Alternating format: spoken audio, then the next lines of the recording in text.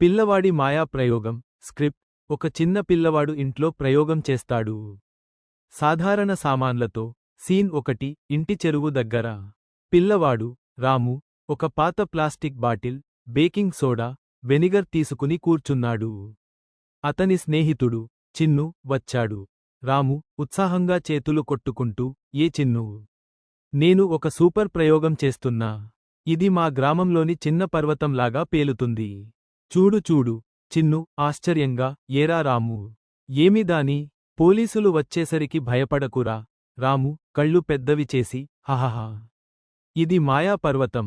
ముందు ఈ బాటిల్లో ఇలా పోర్చు మట్టి పెడతా. పోర్చు మట్టి పెడతాడు. ఇప్పుడు బేకింగ్ సోడా పెడతా. సోడా పోస్తాడు. రెడీ. చిన్ను చేతులు కలిపి, వావ్. ఇప్పుడు ఏమి? సీన్ 2 ప్రయోగం ప్రారంభం.